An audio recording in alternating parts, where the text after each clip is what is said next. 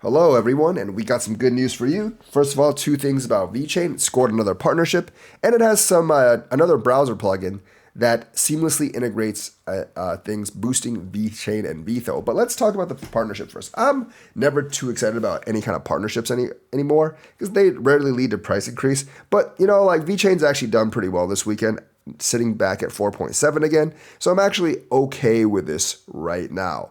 So the partnership is with SolarWise, and they're going to do solar NFTs. Now, some of you are thinking NFTs are those worthless paper JPEGs. This one's a little different. This one, they're actually tokenizing like solar farms, and you might be able to buy a part of a solar farm. And that's another chance at investment, or at least a way to manage certain assets. Not many people can plant their own solar farm. Well, not really plant, but make up their own solar farm.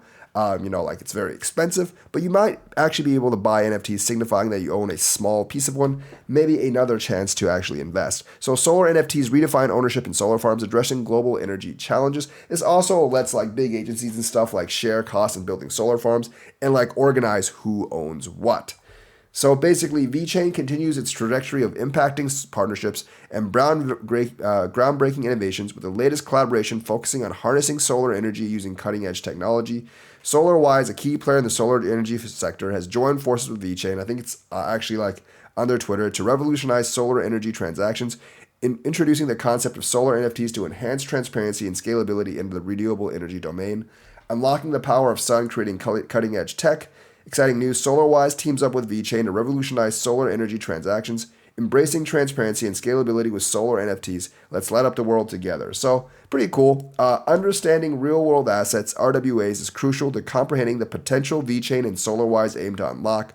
RWAs involve digitalizing tangible assets, and non-fungible tokens authenticated by blockchain serve as digital representation of these assets. So basically, they can actually easily more represent who owns what in an energy farm, or they can maybe even open up to public investment through these NFTs. This is actually an actual useful way for NFTs to actually get used, not the $1 million JPEGs, which I don't really find much point for. Hopefully this does expand, builds on Vchain's current partnerships, gets some more transactions going. Still want Vchain obviously to focus more on the DeFi stuff, but these, the partnerships do build up a little at a time. Although I do not expect it to affect price anytime soon.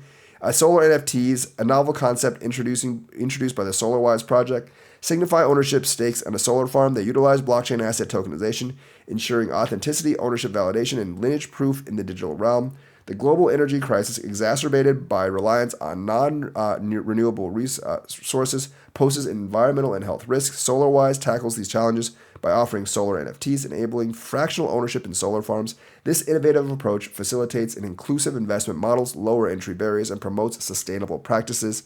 So this is a really good partnership for them. It opens up another new market, solar farms, making it just tokenized energy.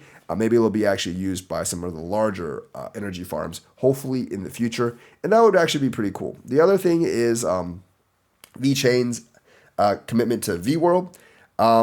Basically, they have a new browser plugin from Chrome to Edge and Brave. vWorld promises a seamless Web3 experience on both desktop and mobile. Now, the main thing about Vchain is they need to get more liquidity into their system. That's all that really depends on. There's a couple of Vchain coins that I want to buy, like SHA, that just don't really have the liquidity. And if they actually had the liquidity, more people will actually invest in them. So I think Vchain actually needs to invest in its own ecosystem and pump up that liquidity. But the new web browser plugin is pretty nice. Hopefully it gets more people in with Vchain and Vitho, because that's what really is missing in the Vchain ecosystem right now, and that is liquidity, which, the whole if you build it, they'll come thing. Yeah, that doesn't work in crypto. You actually do need to get people to know actually about your project, because there's a lot of projects and ecosystems that can work just fine. You need to get people on yours. Second piece of information right now is Microstrategy was hacked, and the thing that was hacked is their X account. X account hacks are getting very, very common now, and it was used for shilling a scam, and some people fell for it. I think a couple $100,000 were lost. Not really a big thing, but still, you got to be careful for these things. So Microstrategy's X account hacked, shilling Ethereum token phishing scam. Hackers took over the official Microstrategy X account, posting a series of malicious links to a fake airdrop for a so-called Ethereum-based MSTR token. So business intelligence from Microstrategy's X account has been hacked, posting malicious links to a fake airdrop of a so-called official Ethereum-based MSTR token.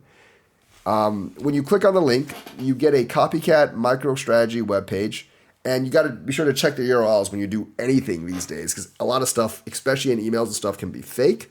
It'll connect them to a wallet and claim a fake MSTR airdrop.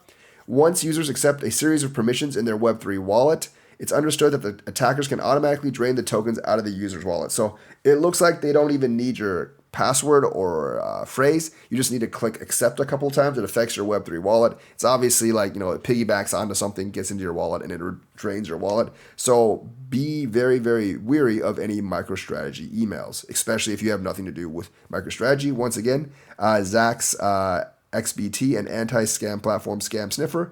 Losses are about 440,000 right now. Don't go for this stuff.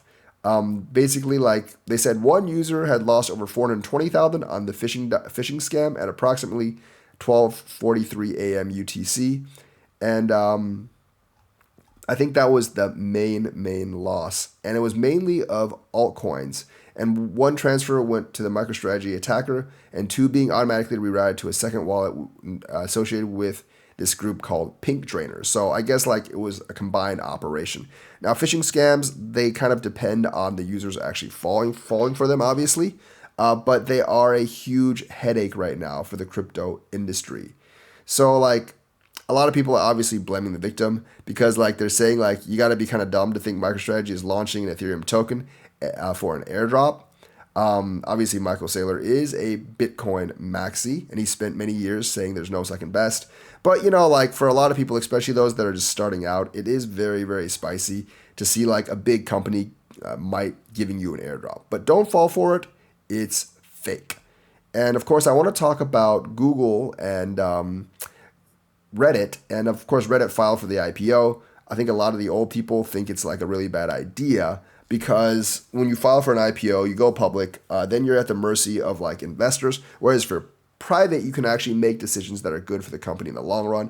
A lot of times when you go public, what happens is you kind of lose track of the long run vision, and you just try to make as much profit as possible for each quarter, which obviously is not good for the company. And I think it will actually be really bad for the company, for like, the company itself as well, and the community. Like if you look at Google after it went, I think like Google kind of like the management sort of went downhill after it went public, honestly, because like instead of giving like the best results, they had to do a lot of ad stuff, which is fine. They did that before, but also like how they filtered the results, they had to like kind of tilt it towards more corporate, more branding, which a lot of people didn't actually like. Same thing with YouTube, like all the rules started coming in, and like they have to try to like maximize their quarterly profit to appease investors, which I think that actually caused a lot of advertisers to get more power, and basically like caused them to screw over a lot of like creators at that time. So like getting the company to actually go public, being in control by the shareholders, always looking for like small quarterly profit earnings, and of course looking for like the maximizing like short-term profits, probably not a great thing for the company. I think the Reddit people, the people in the Reddit community see that, and they don't like that. But they've also signed a deal with Google, which is probably good for them. This is going to be good for their IPO, obviously, when they have a deal with Google. The partnership with Google marks Reddit's first known agreement with a major company, and they're going to use Google to train Google's AI. Well, Google's going to use Reddit to train their AI, which will probably result in a lot more money for Reddit. So Reddit's going to like that. So Google and social media platform Reddit have formed a partnership where Reddit will supply its content for training the search engine's giant AI models. In an announcement, Reddit said it will offer Google improved methods for training models. Through the collab, Google can use Reddit's data application programming interface, or API, which provides real-time content for Reddit's platform, allowing access to Reddit's extensive content, enabling the display of Reddit content across Google products.